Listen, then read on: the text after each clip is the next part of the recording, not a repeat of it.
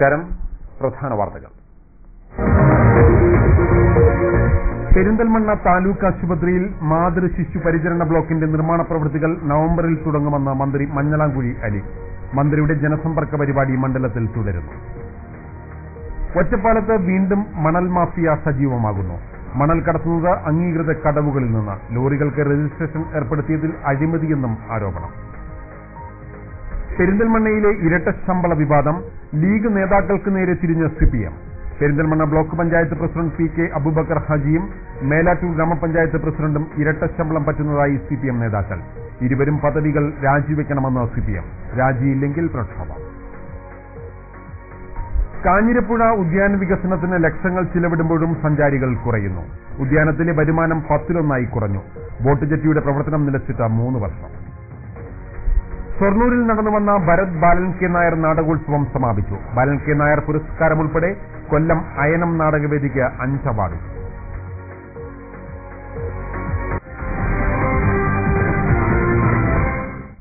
വാർത്തകളുടെ വിശദാംശങ്ങളിലേക്ക്. സ്വന്തം മണ്ഡലത്തിൽ മന്ത്രി മഞ്ഞളാംകുഴി അലി നടത്തുന്ന ജനസമ്പർക്ക പരിപാടി പുനരാരംഭിച്ചു. പെരിന്തൽമണ്ണ നഗരസഭയിലെ ജനസമ്പർക്ക പരിപാടി വെള്ളിയാഴ്ച നടന്നു. നഗരസഭയിൽ 42 കോടി രൂപയുടെ പദ്ധതികൾ നടപ്പാക്കി വരികയാണെന്നും ഭരണാനുമതി ലഭിച്ച പെരിന്തൽമണ്ണ താലൂക്ക് ആശുപത്രിയിലെ മാതൃശിശു പരിചരണ ബ്ലോക്കിന്റെ നിർമ്മാണ പ്രവൃത്തികൾ നവംബറിൽ ആരംഭിക്കാനാവുമെന്നും മന്ത്രി മഞ്ഞളാംകുഴി അലി പറഞ്ഞു. കാഞ്ഞിരക്കുന്ന് കോളനിയിലെ 30 കുടുംബങ്ങൾക്ക് പട്ടയം നൽകാൻ നടപടിയെടുക്കുമെന്നും മന്ത്രി പറഞ്ഞു. 165 പരാതികൾ ജനസമ്പർക്ക പരിപാടിയിൽ നിന്ന് മന്ത്രിക്ക് ലഭിച്ചു. പെരിന്തൽമണ്ണ മണ്ഡലത്തിൽ മന്ത്രി മഞ്ഞളാംകുഴി അലി നടത്തുന്ന 5ാമത്തെ ജനസമ്പർക്ക പരിപാടിയാണ് വെള്ളിയാഴ്ച നടന്നത്. മുനിസിപ്പൽ ടൗൺഹാളിൽ നടന്ന പെരിന്തൽമണ്ണ നഗരസഭാ ജനസമ്പർക്ക പരിപാടി നഗരസഭാ vice chairman M Muhammad Saleem ഉദ്ഘാടനം ചെയ്തു. തന്റെ പ്രവർത്തനങ്ങൾക്ക് രൂപം നൽകുന്ന വളരെ മാതൃകാപരമായ ഒരു രീതിയാണ് അദ്ദേഹം ഇവിടെ സ്വീകരിച്ചിട്ടുള്ളത് എന്നുള്ളത് അഭിനന്ദനാർഹമാണ്, എടുത്തു പറയേണ്ട ഒന്നാണ്. ഇത് നമ്മുടെ മറ്റെല്ലാ പഞ്ചായത്തിലും ഇതുപോലെ തന്നെ അദ്ദേഹം ജനസമ്പർക്ക പരിപാടികൾ നടത്തിക്കൊണ്ടിരിക്കുകയാണ്. പെരിന്തൽമണ്ണ പട്ടണത്തിന് അതിൻ്റെതായ ഒരുപാട് വിഷയങ്ങളുണ്ട്. അതിൽ വളരെ താല്പര്യപൂർവ്വം അദ്ദേഹം ഇടപെടുന്നുണ്ട് എന്നുള്ളത് തന്നെയാണ് ഞങ്ങളുടെ അനുഭവം. കെ.പി.സി.സി അംഗം സി സേതുമാധവൻ ചടങ്ങിൽ അധ്യക്ഷത വഹിച്ചു. നഗരസഭാ പ്രതിപക്ഷ നേതാവ് പച്ചേരി ഫാറൂഖ്, പച്ചേരി നാസർ തുടങ്ങിയവർ സംസാരിച്ചു. നഗരസഭയിലെ ജനങ്ങളിൽ നിന്നും മന്ത്രി നേരിട്ട പരാതികളും അപേക്ഷകളും സ്വീകരിച്ചു. 165 പരാതികൾ ജനസമ്പർക്ക പരിപാടിയിൽ മന്ത്രി മഞ്ഞളാംകുഴി അലിക്ക് ലഭിച്ചു. പെരിന്തൽമണ്ണ നഗരസഭയിൽ മന്ത്രി നടപ്പാക്കിയതും നടപ്പിലാക്കുന്നതുമായ പദ്ധതികളും മന്ത്രി അലി വിശദീകരിച്ചു. സർക്കാർ അനുമതി ലഭിച്ച പെരിന്തൽമണ്ണ ഗവൺമെന്റ് താലൂക്ക് ആശുപത്രിയിലെ മാതൃശിശു പരിചരണ ബ്ലോക്കിന്റെ നിർമ്മാണം അടുത്ത മാസം ആരംഭിക്കാനാവുമെന്നും മന്ത്രി പറഞ്ഞു. ഈ ആശുപത്രിയിൽ നമുക്ക് ഒരു ദിവസം ചില സമയങ്ങളൊക്കെ 3000-ഓളം ഓപിയാണ് ഇവിടെ വരുന്നത്. 2500 മുതൽ 3000 ഓപിയാണ് വരുന്നത്. പ്രസവത്തിന്റെ കണക്ക് നോക്കുകയാണെങ്കിലും മഞ്ചേരി ആശുപത്രി കഴിഞ്ഞാൽ ഏറ്റവും കൂടുതൽ പ്രസവിക്കുന്നത് ഇവിടെയാണ് അല്ലേ. ഏറ്റവും കൂടുതൽ സ്ത്രീകൾ പ്രസവിക്കുന്നത് നമ്മുടെ ഈ പെരിന്തൽമണ്ണ പ്രദേശത്ത് മഞ്ചേരി ആശുപത്രിയുടെ കണക്ക് കഴിഞ്ഞാൽ. അപ്പൊ അതുകൊണ്ട് അവിടെ സുഖമായിട്ട് പ്രസവിക്കുന്ന കുട്ടികൾക്ക് നല്ല രീതിയിൽ ഉണ്ടാക്കുന്ന നിലയിലാണ് ഇപ്പൊ 4.25 കോടി രൂപ ചെലവഴിച്ചുകൊണ്ട് 3 നിലകളുടെ ഒരു വലിയ ബിൽഡിംഗ് നമ്മൾ പദ്ധതി ആസൂത്രണം ചെയ്ത് അതിന് ഏസായി അതിന്റെ ഉദ്ഘാടനം അതിന്റെ കണക്കല്ലുകളുടെ ഇപ്പൊ ഈ അടുത്ത മാസം തന്നെ നമുക്ക് നടത്താൻ കഴിയുന്ന പദ്ധതി. കാഞ്ഞിരക്കുന്ന് കോളനിയിലെ മുഴുവൻ കുടുംബങ്ങൾക്കും പട്ടയം നൽകാൻ നടപടിയെടുക്കുമെന്നും മന്ത്രി അറിയിച്ചു. മേലാറ്റൂർ, താഴേക്കോട്, ആലിപ്പറമ്പ്, പ്ലാമന്തോൾ ഗ്രാമപഞ്ചായത്തുകളിൽ മന്ത്രി അലിയുടെ ജനസമ്പർക്ക പരിപാടി നേരത്തെ നടന്നിരുന്നു. സെപ്റ്റംബറിൽ നടക്കേണ്ട പെരിന്തൽമണ്ണ നഗരസഭയിലെയും വെട്ടത്തൂർ, ഏലംകുളം ഗ്രാമപഞ്ചായത്തുകളിലെയും ജനസമ്പർക്ക പരിപാടി മന്ത്രിക്ക് വാഹനാപകടത്തിൽ പരിക്കേറ്റതിനെ തുടർന്ന് മാറ്റിവെക്കുകയാണ് ഉണ്ടായത്. കാപ്പ് GMUP സ്കൂളിൽ ശനിയാഴ്ച വെട്ടത്തൂർ ഗ്രാമപഞ്ചായത്തിലെയും ഞായറാഴ്ച ഏലംകുളം ഗ്രാമപഞ്ചായത്ത് ഓഫീസിൽ ഏലംകുളം ഗ്രാമപഞ്ചായത്തിന്റെയും ജനസമ്പർക്ക പരിപാടി നടക്കും. Perinthalmanna block panchayat president P K. Abubakar ഹാജിയും മേലാറ്റൂർ ഗ്രാമപഞ്ചായത്ത് പ്രസിഡന്റ് അബ്ദുൽ കരീമും പദവികൾ രാജിവെക്കണമെന്ന് സിപിഎം ആവശ്യപ്പെട്ടു. ഇരട്ട ശമ്പളം ഇരുവരും വാങ്ങുന്നുണ്ടെന്ന് ആരോപിച്ചാണ് സിപിഎം രംഗത്ത് വന്നിരിക്കുന്നത്. ഇവർ രാജിവെക്കും വരെ സമരം തുടരുമെന്ന് സിപിഎം നേതാക്കൾ വാർത്താസമ്മേളനത്തിൽ പറഞ്ഞു. Perinthalmanna block panchayat president P K. Abubakar ഹാജിയും മേലാറ്റൂർ ഗ്രാമപഞ്ചായത്ത് പ്രസിഡന്റ് അബ്ദുൽ കരീമും ഇരട്ട ശമ്പളം പറ്റിയിട്ടുണ്ടെന്ന് സിപിഎം നേതാക്കൾ പെരിന്തൽമണ്ണയിൽ വാർത്താസമ്മേളനത്തിൽ ആരോപിച്ചു. ഇരട്ട ശമ്പളം പറ്റിയെന്ന് ബോധ്യപ്പെട്ടതിന്റെ അടിസ്ഥാനത്തിലാണ് പെരിന്തൽമണ്ണ നഗരസഭാ ചെയർപേഴ്സൺ കെ. സുധാകുമാരി രാജിവെച്ചത്. ഇരട്ട ശമ്പളം പറ്റിയ അബൂബക്കർ ഹാജിയും അബ്ദുൽ കരീമും ധാർമ്മിക ഉത്തരവാദിത്തം ഏറ്റെടുത്ത് രാജിവെക്കണമെന്നും സിപിഎം ആവശ്യപ്പെട്ടു. ഇവർ രാജിവെച്ചെങ്കിൽ രാജിവെക്കുന്നതുവരെ സമരം തുടരുമെന്ന് CPM Perinthalmanna area secretary NT Unnikrishnan പറഞ്ഞു. ആവശ്യമുന്നയിച്ച് ഞങ്ങള് 15-ാം തീയതി കാലത്ത് ബ്ലോക്ക് ഓഫീസ് മാർച്ച് നടത്തി. രാജിവെക്കുന്നത് വരെ സമരം തുടരും. ഞങ്ങളുടെ അറിവിൽ മേലാറ്റൂർ പഞ്ചായത്ത് പ്രസിഡന്റ് കരീം സാറ് അദ്ദേഹം ഇതുപോലെ പഞ്ചായത്ത് പ്രസിഡന്റ് ആയിക്കൊണ്ട് അധ്യാപകന്റെ ജോലി ചെയ്യുന്നുണ്ട്. 2010 നവംബർ മുതലാണല്ലോ ഇപ്പോൾ ഇവര് അധ്യക്ഷന്മാരായത്. തദ്ദേശ സ്വയംഭരണ സ്ഥാപനങ്ങളുടെ അധ്യക്ഷന്മാരായി വന്ന ആളുകളെ 5 വർഷക്കാലം ഇവരുടെ ഈ അധ്യക്ഷ പദവിയിൽ തുടരണമെങ്കിൽ അവർ മാതൃസ്ഥാപനത്തിൽ ലീവിൽ പോകണം. Melattur area secretary PC Shamsuddin, ജില്ലാ കമ്മിറ്റി അംഗം വി രമേശൻ, നഗരസഭാ vice chairman M Muhammad Saleem, area committee അംഗം വി രാജേന്ദ്രൻ, നഗരസഭാ സ്ഥിരം സമിതി chairman MK Sreedharan, block panchayat അംഗം P ഗോവിന്ദപ്രസാദ് തുടങ്ങിയവർ വാർത്താസമ്മേളനത്തിൽ പങ്കെടുത്തു. ശ്രീകൃഷ്ണപുരം ബ്ലോക്ക് പഞ്ചായത്ത് പരിധിയിൽ മാതൃകാ നെല്ലുൽപാദന പദ്ധതിക്ക് സർക്കാർ അനുമതി നൽകി. നെല്ലുൽപാദനം ശരാശരിയേക്കാളും കുറഞ്ഞ സംസ്ഥാനത്തെ 5 ബ്ലോക്ക് പഞ്ചായത്തുകളിലാണ് പദ്ധതി നടപ്പിലാക്കുന്നത്. ശ്രീകൃഷ്ണപുരം ബ്ലോക്ക് പരിധിയിലെ 7 ഗ്രാമപഞ്ചായത്തുകളിലായി 31 ലക്ഷം രൂപ ചിലവിൽ മാതൃകാ നെല്ലുൽപാദന പദ്ധതിക്ക് സംസ്ഥാന സർക്കാർ അനുമതി നൽകി. നെല്ലുൽപാദനം വർദ്ധിപ്പിക്കാൻ കർഷകർക്ക് മറ്റിടങ്ങളിൽ നിന്നും വ്യത്യസ്തമായി കൂടുതൽ സഹായങ്ങളും ആനുകൂല്യങ്ങളും നൽകാൻ ഈ പദ്ധതി നിർദ്ദേശിക്കുന്നു. ഉൽപാദനം സംസ്ഥാന ശരാശരിയേക്കാളും കുറഞ്ഞ ബ്ലോക്കുകളിലാണ് ഈ സമഗ്ര പദ്ധതി നടപ്പിലാക്കുന്നത്. ഈ ബ്ലോക്ക് പഞ്ചായത്തുകളിലെ നെല്ലുൽപാദനം സംസ്ഥാന ശരാശരിയിലേക്ക് എത്തിക്കുക എന്നതാണ് പദ്ധതി കൊണ്ട് ലക്ഷ്യമിടുന്നത്. ശ്രീകൃഷ്ണപുരം ഉൾപ്പെടെയുള്ള ഈ ബ്ലോക്ക് പഞ്ചായത്തുകളിൽ നെല്ലുൽപാദനം സംസ്ഥാന ശരാശരിയേക്കാൾ ഉയർന്നതായിരുന്നു. വിവിധ കാരണങ്ങളാൽ ഉൽപാദനം താഴോട്ട് പോരുകയാണുണ്ടായത്. ശ്രീകൃഷ്ണപുരത്തെ 7 ഗ്രാമപഞ്ചായത്തുകളിലായി 1800 ഹെക്ടർ സ്ഥലത്താണ് നെൽകൃഷിയുള്ളത്. കണക്കനുസരിച്ച് ഹെക്ടറിന് 1674 കിലോ നെല്ലാണ് ഉൽപ്പാദിപ്പിക്കേണ്ടത്. സംസ്ഥാന ശരാശരി ഇത് 2452 കിലോ എന്നതാണ്. ഹെക്ടറിൽ ഏകദേശം 700 കിലോയുടെ കുറവാണ് ഇവിടെ പ്രകടമാകുന്നത്. കാലാവസ്ഥാ വ്യതിയാനം, തൊഴിലാളി ക്ഷാമം തുടങ്ങിയവ കർഷകരെ നെൽകൃഷിയിൽ നിന്നും പിന്തിരിപ്പിക്കുന്നതാണ് ഉൽപാദനം കുറയാൻ കാരണമാകുന്നത്. ഇതിനെല്ലാം പുറമെ മണ്ണിന്റെ ഘടനയിലും ഏറെ മാറ്റങ്ങൾ ഉണ്ടായതും ഉൽപാദനക്കുറവിന് കാരണമാകുന്നുണ്ട്. പദ്ധതിയുടെ ആദ്യഘട്ടത്തിൽ വിത്ത് മുതൽ വിളവെടുപ്പ് വരെ കൃഷിവകുപ്പിനെ നേരിട്ട് നിരീക്ഷിക്കാം. ബ്ലോക്ക് പരിധിയിലെ 5712 ഹെക്ടർ കൃഷിഭൂമിയുള്ളതായി കണക്കുകൾ സൂചിപ്പിക്കുന്നു. കർഷക ക്യാമ്പുകളും സെമിനാറുകളും പദ്ധതിയുടെ ഭാഗമായി നടത്തും. പ്രത്യേക പദ്ധതിയിൽ ശ്രീകൃഷ്ണപുരം ബ്ലോക്ക് പഞ്ചായത്ത് പരിധിയിലെ 7 ഗ്രാമപഞ്ചായത്തുകളിലായി 1 കോടി രൂപയോളം നെൽകൃഷി മേഖലയിലേക്ക് സർക്കാരിൽ നിന്നും ലഭിക്കുമെന്ന് പദ്ധതിക്കായി സർക്കാരിൽ സ്വാധീനം ചെലുത്തിയ M ഹംസ MLA പറഞ്ഞു. വിദ്യാർത്ഥികളുടെ മനസ്സ് തൊട്ടറിഞ്ഞ മുൻ രാഷ്ട്രപതി ഡോക്ടർ APJ അബ്ദുൽ കലാം പെരിന്തൽമണ്ണയിലെത്തി. ജില്ലയിലെ വിദ്യാർത്ഥികളുമായി കലാം സംവദിച്ചു.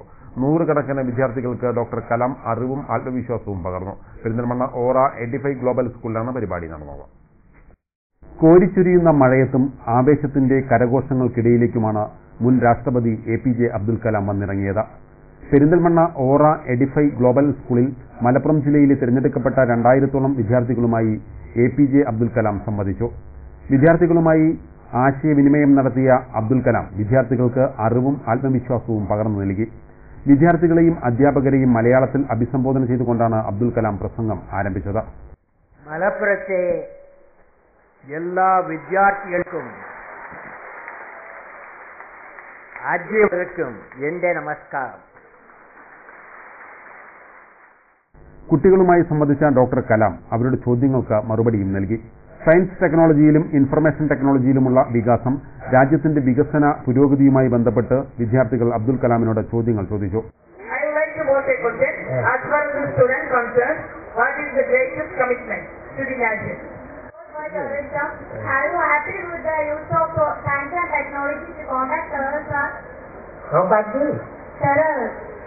Well, science and technology cannot do everything, but definitely we've got tools, okay? Science and technology track where is the terrorism. Science and technology can track where are the terrorists.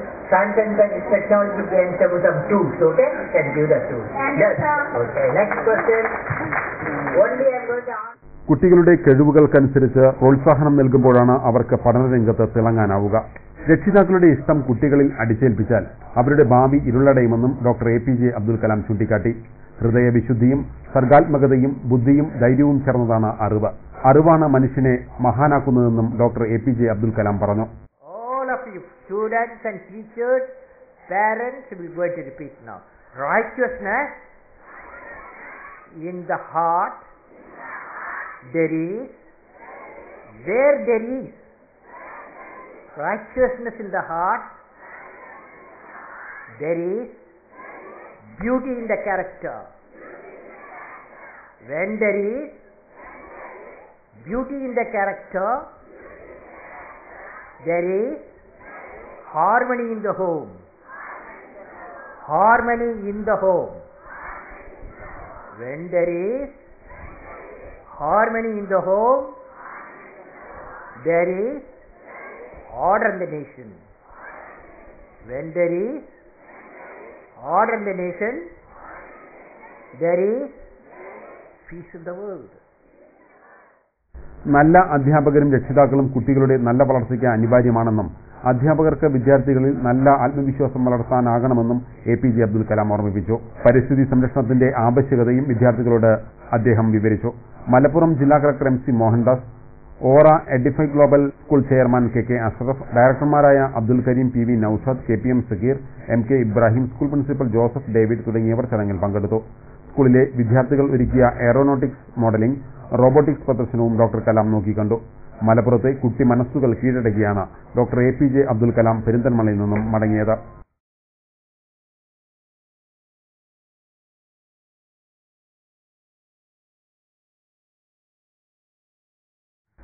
Kanjirappuzha ഉദ്യാനത്തിലെ boat ജെട്ടിയുടെ പ്രവർത്തനം നിലച്ചിട്ട് 3 വർഷമാകുന്നു. ഉദ്യാനത്തിലെ വരുമാനം 10 കുറഞ്ഞു. അതേസമയം ഉദ്യാന നവീകരണത്തിന്റെ പേരിൽ ചിലവഴിക്കുന്നത് ലക്ഷങ്ങളാണ്.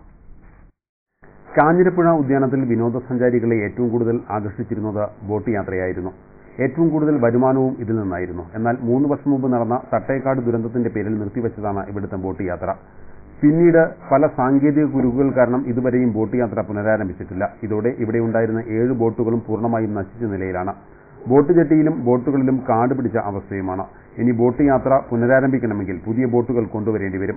ഇതിനിടയിൽ ഉദ്യാനത്തിന്റെ നവീകരണം എന്ന പേരിൽ ലക്ഷങ്ങളാണ് ചിലവഴിച്ചത്. എന്നാൽ ഉദ്യാനത്തിലെ പ്രധാന ഇനമായ ബോട്ട് യാത്ര നവീകരിക്കാനോ ആധുനിക സൗകര്യങ്ങളൊരുക്കി ബോട്ട് യാത്ര പുനരാരംഭിക്കാനോ ബന്ധപ്പെട്ടവർ ആരും തന്നെ ശ്രമം നടത്തിയിട്ടില്ല. ഇതോടെ ഉദ്യാനത്തിൽ വിനോദസഞ്ചാരികളുടെ വരവും ഗണ്യമായി കുറഞ്ഞിട്ടുണ്ട്. ദിവസവും 5000-ൽ താഴെ മാത്രമാണ് ഇപ്പോൾ വരുമാനം. അതിനാൽ ഉദ്യാനത്തിന്റെ നിലനിൽപ്പ് തന്നെ ഭീഷണിയായിരിക്കുകയാണ്. 50 കിലോമീറ്ററിനുള്ളിൽ മലപ്പുറത്തും മലമ്പുഴയിലും സൈലന്റ് വാലിയിലും ഉദ്യാന കേന്ദ്രങ്ങൾ നല്ല രീതിയിൽ പ്രവർത്തിക്കുന്നതിനാൽ വിനോദസഞ്ചാരികളെ ആകർഷിക്കാനുള്ള നൂതന സംവിധാനങ്ങൾ തന്നെ ഇവിടെ ഒരുക്കേണ്ടതുണ്ട്. ഇടവേള.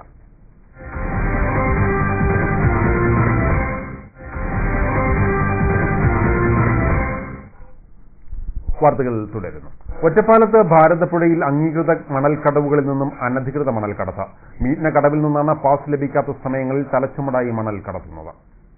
ഒറ്റപ്പാലം മേഖലയിൽ അനധികൃത മണൽക്കടത്തിന് ശക്തമായ നിയന്ത്രണം ഏർപ്പെടുത്തിയതോടെയാണ് ഉൾനാടൻ മേഖലകളിൽ നിന്നും തകൃതിയായി മണലെടുപ്പ് നടക്കുന്നത്. പോലീസും റവന്യൂ വകുപ്പും ഒറ്റപ്പാലം മേഖലയിൽ കർശനമായ നിയന്ത്രണമാണ് ഏർപ്പെടുത്തിയിരിക്കുന്നത്. ഇതിന്റെ ഭാഗമായി ഒറ്റപ്പാലം, കൂനന്തുള്ളി തുടങ്ങിയ മേഖലകളിലെ മണൽക്കടത്ത് 90% അവസാനിച്ചിട്ടുമുണ്ട്. എന്നാൽ ഇതിന്റെയെല്ലാം നഷ്ടം മാഫിയകൾ മറ്റ് മേഖലകളിലെത്തിയാണ് നികത്തുന്നത്. അംഗീകൃത കടവിലെ മണൽ യഥാസ്ഥാനത്തെത്തിക്കുന്നതിന് ലോറികൾക്ക് രജിസ്ട്രേഷൻ ഏർപ്പെടുത്തിയതിൽ അഴിമതി നടത്തിയെന്നും ആരോപണം ഉയർന്നിട്ടുണ്ട്. പാസ് ലഭിച്ചവർക്ക് സ്വന്തം വാഹനത്തിൽ പോലും മണൽ കൊണ്ടുപോകാനാകാത്ത രീതിയിലാണ് രജിസ്ട്രേഷൻ ഏർപ്പെടുത്തിയിരിക്കുന്നതെന്ന് block Congress vice president Manoj Stephen പറഞ്ഞു. ഒറ്റപ്പാലത്ത് മണൽ വാരുന്നതിനുള്ള അംഗീകൃത കടവാണ് മീറ്റിന കടവ്. ഈ കഴിഞ്ഞ കാലങ്ങളൊക്കെ തന്നെ ഇവിടെ നിന്ന് നഗരസഭ പാസ് ലഭിക്കുകയും മണൽ എടുക്കുകയുണ്ടായിരുന്നു. എന്നാൽ ഇപ്പോൾ വീണ്ടും ആ പാസ് അനുവദിക്കുന്നതിനുള്ള നടപടികൾ നഗരസഭ നടത്തിക്കൊണ്ടിരിക്കുകയാണ്. കഴിഞ്ഞ കാലത്ത് അപേക്ഷിച്ച് ഇപ്പോൾ അവിടെ സമഗ്ര കുടിവെള്ള പദ്ധതിയുടെ ഭാഗമായി തടയണ വരുന്നത് ഈ മണലെടുക്കുന്ന പ്രദേശത്താണ്. 30 കോടി രൂപ മുടക്കി പണിയുന്ന സമഗ്ര കുടിവെള്ള പദ്ധതി അവസാന ഘട്ടത്തിൽ എത്തി നിൽക്കുകയാണ്. അടുത്ത ഉടനെ തന്നെ തടയേണ്ട പണി ആരംഭിക്കുകയാണ്. അപ്പോൾ ഈ സമയത്ത് ഇവിടെ നിന്ന് മണൽ വാരുന്നത് ഈ തടയണയ്ക്ക് ഭീഷണി ഉയർത്തുന്നതും അതുപോലെ തന്നെ ഈ ഒറ്റപ്പാലം ഉൾപ്പെടെ കൊണ്ടാഴി, തൃശ്ശൂർ ജില്ല കൊണ്ടാഴി, അമ്പലപ്പാറ പഞ്ചായത്ത്, അനങ്ങടി പഞ്ചായത്ത് ഉൾപ്പെടെയുള്ള മേഖലകളിലെ ജനങ്ങളുടെ കുടിവെള്ളം മുട്ടിക്കുന്ന ഒന്നും. അതുകൊണ്ട് തന്നെ ഈ മണൽ വാരുന്ന ഈ പ്രക്രിയ ഇവിടെ നിന്ന് അവസാനിപ്പിക്കണം.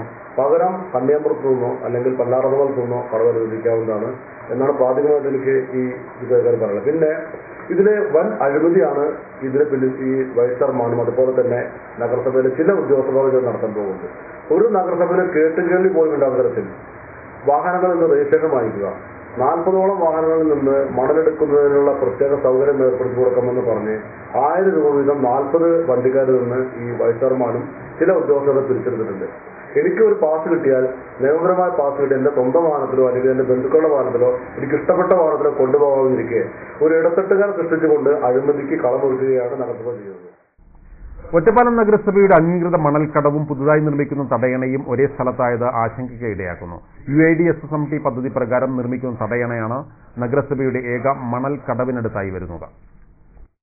പാലത്തിന്റെയും തടയണയുടെയും 500 മീറ്റർ ചുറ്റളവിൽ മണലെടുക്കാൻ പാടില്ലെന്നാണ് സർക്കാർ നിബന്ധന. എന്നാൽ ഒറ്റപ്പാലത്ത് ഇത് പാലിക്കപ്പെടണമെങ്കിൽ കടവ് മറ്റേതെങ്കിലും സ്ഥലത്തേക്ക് മാറ്റേണ്ടി വരും. ഇതിന് ജില്ലാ ഭരണകൂടത്തിന്റെ അനുമതി ആവശ്യമാണ്. അതേസമയം തടയണയ്ക്ക് ഭീഷണിയാകില്ലെന്നാണ് നഗരസഭയുടെ വാദം. നഗരസഭയിലെ സമ്പൂർണ്ണ കുടിവെള്ള പദ്ധതിയുടെ ഭാഗമായാണ് 30 കോടി രൂപ ചെലവിൽ തടയണ നിർമ്മിക്കുന്നത്. നഗരസഭാ പരിധിയിൽ ഒറ്റപ്പാലത്തും സമീപ പ്രദേശങ്ങളിലുമായി നിരവധി കടവുകൾ ഉണ്ടെങ്കിലും മീറ്റ്ന കടവിൽ മാത്രമേ അനുമതി ലഭിച്ചിട്ടുള്ളൂ. എന്നാൽ കൂടുതൽ കടവുകൾ നൽകണമെന്ന് നഗരസഭ ആവശ്യപ്പെട്ടിരുന്നെങ്കിലും അതിന് നടപടിയൊന്നും ആയിട്ടില്ല. എന്തായാലും തടയണ നിർമ്മാണം പൂർത്തിയായാൽ പരിസരത്ത് നിന്ന് മണലെടുക്കാനാവില്ലെന്ന് ഉറപ്പാണ്. അതോടെ നഗരസഭയുടെ അംഗീകൃത കടവും റദ്ദാക്കപ്പെടും. ഇത് പരിഹരിക്കപ്പെടണമെങ്കിൽ പുതിയ കടവുകൾക്ക് അനുമതി കിട്ടിയേ മതിയാകൂ.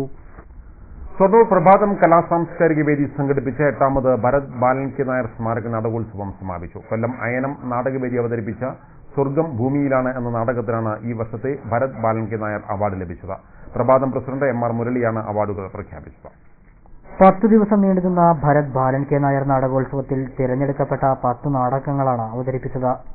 ഇതിൽ കൊല്ലം അയനം നാടകവേദി അവതരിപ്പിച്ച സ്വർഗം ഭൂമിയിലാണ് എന്ന നാടകം മികച്ച നാടകത്തിനുള്ള ഭരത് ബാലൻ കെ നായർ അവാർഡ് ഉൾപ്പെടെ 5 അവാർഡുകൾ നേടി. ഏറ്റവും മികച്ച രചനയ്ക്കുള്ള ലോഹിതദാസ് അവാർഡും സ്വർഗം ഭൂമിയിലാണ് എന്ന നാടകം രചിച്ച പ്രൊഫസർ ജയകുമാർ പള്ളിമാൻ സ്വന്തമാക്കി. ഈ നാടകം സംവിധാനം ചെയ്ത രാജീവൻ മമ്മിളിയാണ് മികച്ച സംവിധായകൻ.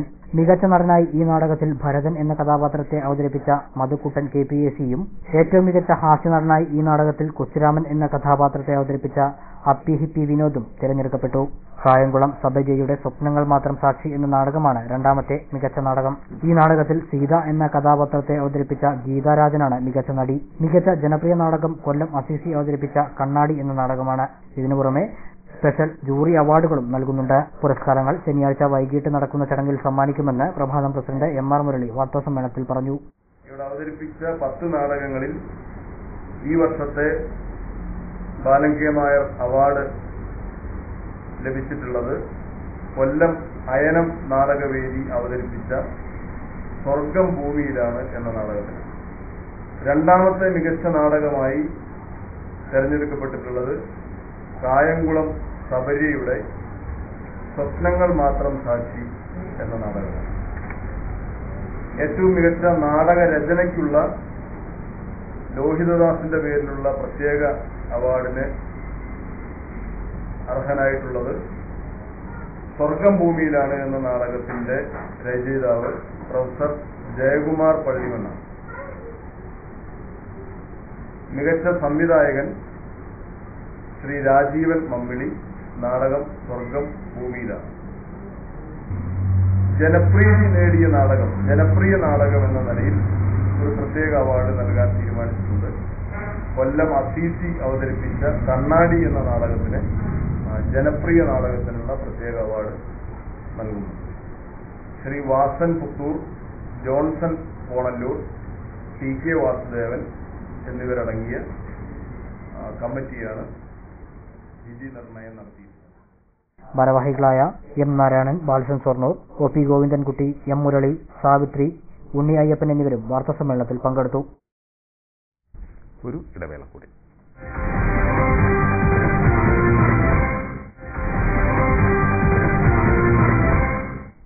വാർത്തകൾ തുടരുന്നു.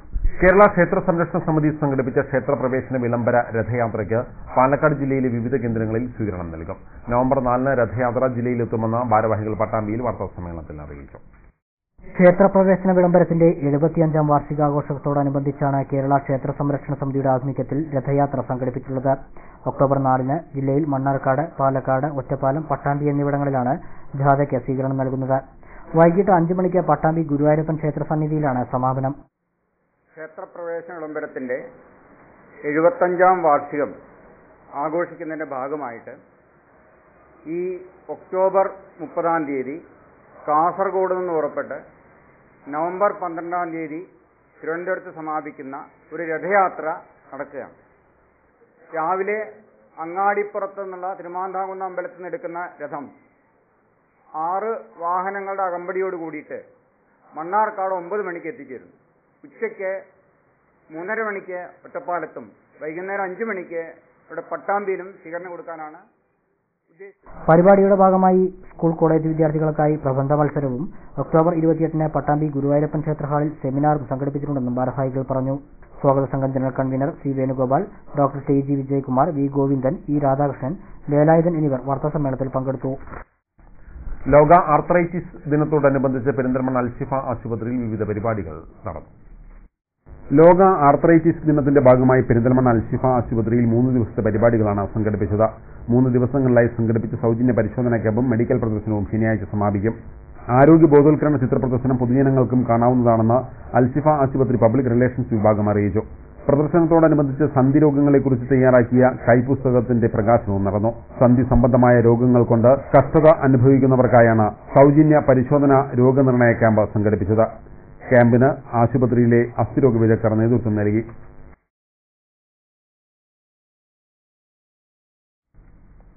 പ്രധാന വാർത്തകൾ വീണ്ടും. പെരിന്തൽമണ്ണ താലൂക്ക് ആശുപത്രിയിൽ മാതൃ ശിശു പരിചരണ ബ്ലോക്കിന്റെ നിർമ്മാണ പ്രവൃത്തികൾ നവംബറിൽ തുടങ്ങുമെന്ന് മന്ത്രി മഞ്ഞളാംകുഴി അലി. മന്ത്രിയുടെ ജനസമ്പർക്ക പരിപാടി മണ്ഡലത്തിൽ തുടരുന്നു. ഒറ്റപ്പാലത്ത് വീണ്ടും മണൽ മാഫിയ സജീവമാകുന്നു. മണൽ കടത്തുന്നത് അംഗീകൃത കടവുകളിൽ നിന്ന്. ലോറികൾക്ക് രജിസ്ട്രേഷൻ ഏർപ്പെടുത്തിയതിൽ അഴിമതിയെന്നും ആരോപണം. പെരിന്തൽമണ്ണയിലെ ഇരട്ട ശമ്പള വിവാദം. ലീഗ് നേതാക്കൾക്ക് നേരെ തിരിഞ്ഞ CPM. Perinthalmanna block panchayat president P K Abubakar ഹാജിയും മേലാറ്റൂർ ഗ്രാമപഞ്ചായത്ത് പ്രസിഡന്റും ഇരട്ട ശമ്പളം പറ്റുന്നതായി സിപിഎം നേതാക്കൾ. ഇരുവരും പദവികൾ രാജിവെക്കണമെന്ന് സിപിഎം. രാജിയില്ലെങ്കിൽ പ്രക്ഷോഭം. കാഞ്ഞിരപ്പുഴ ഉദ്യാന വികസനത്തിന് ലക്ഷങ്ങൾ ചിലവിടുമ്പോഴും സഞ്ചാരികൾ കുറയുന്നു. ഉദ്യാനത്തിലെ വരുമാനം 10-1 കുറഞ്ഞു. ബോട്ട് ജെട്ടിയുടെ പ്രവർത്തനം നിലച്ചിട്ട് 3 വർഷം. ഷൊർണൂരിൽ നടന്നുവന്ന ഭരത് ബാലൻ കെ നായർ നാടകോത്സവം സമാപിച്ചു. ബാലൻ കെ നായർ പുരസ്കാരം ഉൾപ്പെടെ കൊല്ലം അയനം നാടകവേദിക്ക് 5 അവാർഡ്.